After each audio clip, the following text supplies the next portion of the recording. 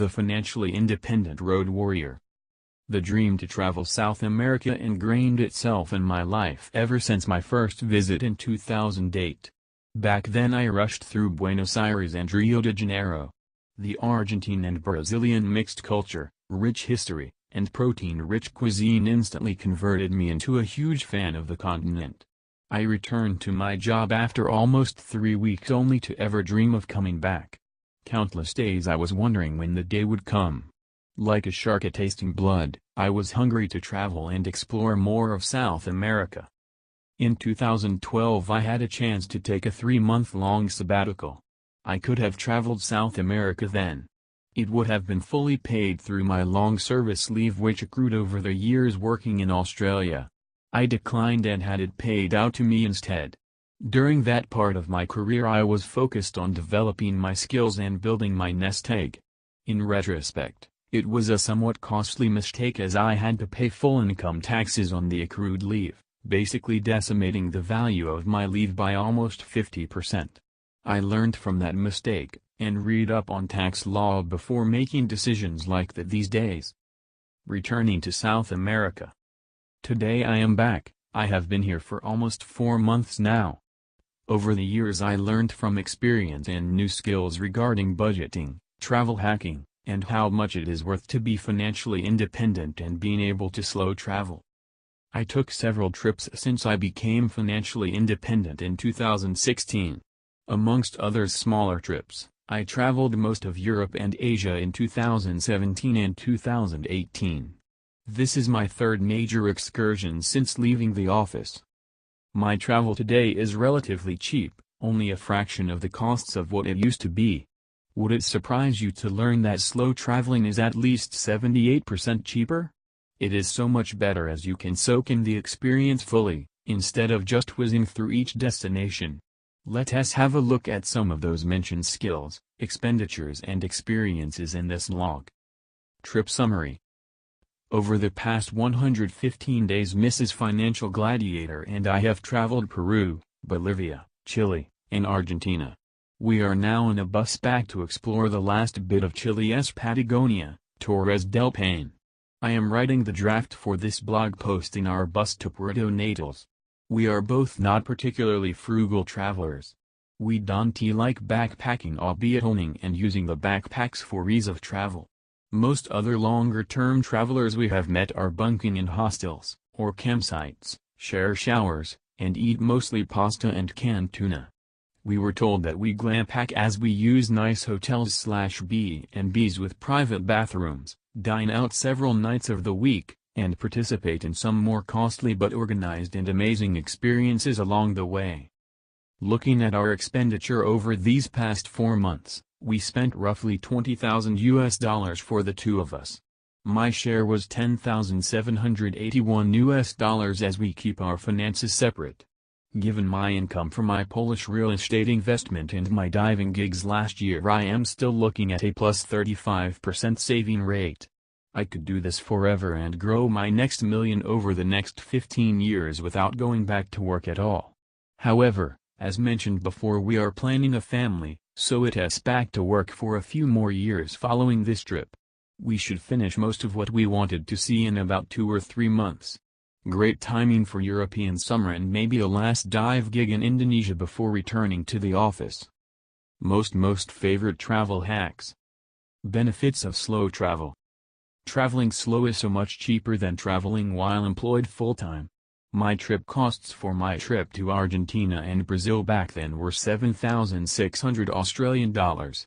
Looking at inflation, that would have equate to $10,009. This is if you believe inflation numbers provided by statistical bureaus based on changing and ever-limiting CPI goods baskets. In US dollars this is roughly $7,375. Let us be conservative and take that number despite currency fluctuations.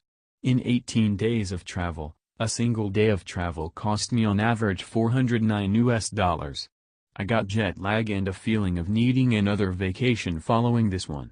Now, let us look at the average cost per day of traveling slowly. Having traveled 120 days and spending a total of $10,781 equates to $89 per day. That is less than 22% or a whopping 78% reduction of cost. Mostly this comes from optimizing travel to be on the shoulders, before or after, of regional peak seasons, minimizing flight costs, buses and trains, flying midweek and midday, fine dining during lunch rather than evenings, staying longer in rental accommodations and negotiating significantly better rates. We don't do this all the time, but keeping these basic principles in mind helped us save a fair bit here. Mrs. Financial Gladiator used to believe she needed at least $200 per day, while I argued $100 would be maxing it out. Most travelers we met in South America spent on average just $30-50 per day, so we are definitely not depriving ourselves too much during our adventure. Reducing your accommodation costs. Accommodation is one of the biggest cost items in your travels. We spent about 20% of our daily budget on accommodation. Staying short-term doesn't give you any benefit to negotiate your rate. Staying longer, say 7 days and more, does. On average we save 20-30% on the advertised cost per night simply by offering to stay more nights. Airbnb is our favorite in larger cities. We prefer condos with washing machines and excellent Wi-Fi to save on laundry and communications costs with our families and friends. Saving on flight costs. Flying costs are the second biggest cost line item typically. We optimize our flying costs by using apps like Kayak and Flight Scanner to find the cheapest flights from A to B. We browse flights incognito or through VPNs to avoid being price hiked by airlines with subsequent flight price quotations. When you fly as much as I do, you learn that airlines take note of your device's IP, and if you don't buy a flight on the first visit to their site they tend to increase their prices. It can quickly double your flight costs. Secondly, we reduce our costs by either booking in advance, though we rarely plan months in advance, or look at midweek and midday options. It has actually the nicest way to fly. No rush hour business crowd, no families using the weekend to get away. Flights outside those peak business hours and weekends tend to be dirt cheap in comparison. I think our one-way flights from Europe to South America were around $400 per person. When you are working you pay a heavy price for flying Friday evenings and Sunday evenings. Travel rewards and credit cards. Lastly, I used to pay for my holiday flights exclusively through credit card bonus programs. I also flew a lot in my corporate career, which certainly helped. Often credit card programs offer a nice sign-up airline miles bonus. If you can optimize your point collection while not incurring credit card fees, you get to fly for free. The trick is never to sign up for a credit card unless you can afford paying off the balance in full and on time. If you spend a lot with a given credit card, you might be able to negotiate the annual fee. I paid my Platinum American Express and Visa an annual fee once in 12 years by calling them up and telling them I would leave if they don't waive it. I did spend over $50K a year via credit cards. At the same time I would negotiate bonus miles and other perks. If Visa charges say 2% per transaction, they would make $1,000 from my transactions, so why should I have to pay an annual fee and miss out on free flights? Our total transportation costs are around 15% of our expenses in South America. Luggage optimization. Keep it simple. I only carry what I will definitely use. If I forget to think about a potential situation, I simply buy it along the way. I prefer my luggage to weigh not more than 7 kilograms. Ideally packed as hand luggage so I can accelerate check-in and avoid luggage pickup. If you ever seen George Clooney Traveler, that was me during work. I kept those habits.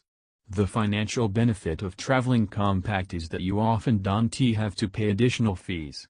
I don't know how many flights I had where my luggage fee was more expensive than my seat. What a ripoff if you don't watch out. One can optimize costs between 30 to 60% of all flights just here. Plus, it is so much nicer not to carry a heavy bag. In my case I carry Mrs. Financial Gladiator's 18 kilograms luggage, my 7 kilograms luggage, And my 7 kilograms camera gear carry-on, we are good. Experiences and tours. When you don't know, you don't know. Tours of local highlights and sites are the biggest rip-off opportunities for local operators. Because we have time, we typically spend half a day while exploring a new town talking to tour operators. This way, we can shop around for the best value deal. You think you can do all the research from home online? Often you end up paying 3-5 times the price you would pay locally. This goes specifically for South America and Asia. The stuff being advertised on Viator and other tour sites is often a complete ripoff. When shopping locally and on-site, we ask the operator in detail what is included, what is not, how big the groups are, and for a discount if we book multiple tours with them. Finding good tour operators make the difference between a lifetime memory and a bad aftertaste. We save in general around 10% to 25% on the tours. So don't shop online for tours if you can avoid it, or ask your friends and network to recommend operators they have utilized in the past. Overall, we spend about 20% of our expenses on tours. I reckon it would be at least double or triple if we were to organize our tours from abroad or over the internet. Food and beverages. Mrs. Financial Gladiator is from Asia, so food is like the most important thing ever. While I could get by with a ham and cheese sandwich for 6 months to accelerate my fat fire Independence Day. On the other hand, we only live once and we both love to eat great food, often dining in the best restaurants the city or village has to offer. We spend 15% of our daily budget on food and beverage, mostly eating out, and 5% on groceries. When visiting fancier restaurants, they often have a set lunch and dinner option. We tend to pick the set lunch option as it is far less busy than nighttime. In South America they often have set lunch options that can be up to 100% cheaper than the same food during the evening. Those percentages I love. The rest. Travel and health insurance accounts to about 5%. I use a ultra-packed coverage with World Nomads Travel that sets me back some $180 a month.